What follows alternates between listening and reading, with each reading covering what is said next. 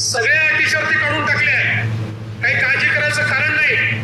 माध्यमांना देखील सांगू इच्छितो की आपणही लक्षात घ्या, कुठल्याही अटी शर्ती आता याच्यामध्ये नाहीत. कारण आमच्या समोर प्रश्न आले, ते जेन्युइन प्रश्न होते की या ठिकाणी समजा रहिवासी दाखला तर बाबा मध्य प्रदेशातनं किंवा दुसऱ्या भागातनं कर्नाटकातनं त्या ठिकाणी 15 वर्षापूर्वी लग्न होऊन एक भगिनी इकडे आली आहे, पण आता तिचा रहिवासी दाखलाच नाही आहे, तर काय करायचं?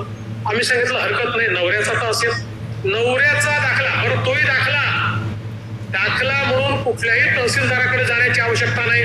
15 वर्षापूर्वीचं मतदार यादीतलं नाव चालेल, 15 वर्षापूर्वीचं रेशन कार्ड चालेल, 15 वर्षापूर्वीचं घराचं डॉक्युमेंट असेल ते चालेल.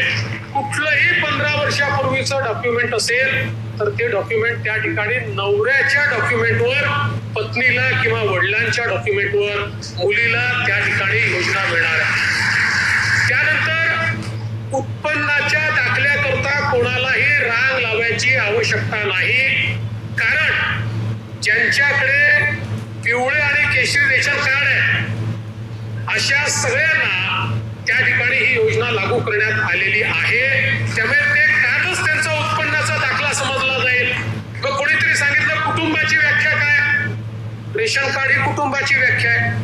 त्यामुळे नव्याने आता हे कुटुंब काय आहे त्याचा दाखला घ्यायचा आहे का? असा कुठलाही दाखला घेण्याची आवश्यकता नाही आहे.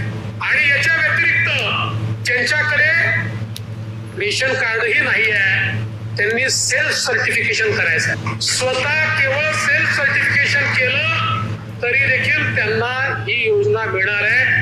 ही योजना आमच्या बहिणींना बाहेर ठेवण्याकरता नाही आहे, ही आमच्या बहिणींना आत घेण्याकरता योजना तयार करण्यात आलेली आहे. त्यामुळे आपल्यालाही कुठेही काही अडचण योजनेच्या संदर्भात वाटली, आपण आता ऑफलाईन फॉर्मही घेतोय, ऍपवरही फॉर्म घेतोय.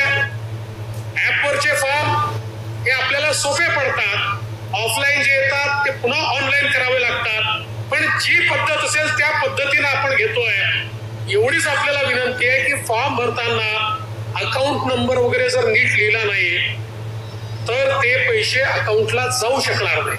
त्यामुळे आपणही थोडी मदत केली पाहिजे आणि अकाउंट नंबर वगैरे योग्य प्रकारे लिहिले गेले पाहिजे. त्यात कुठली चूक होऊ नये अशा प्रकारचा प्रयत्न हा निश्चितपणे या ठिकाणी आपण केला पाहिजे.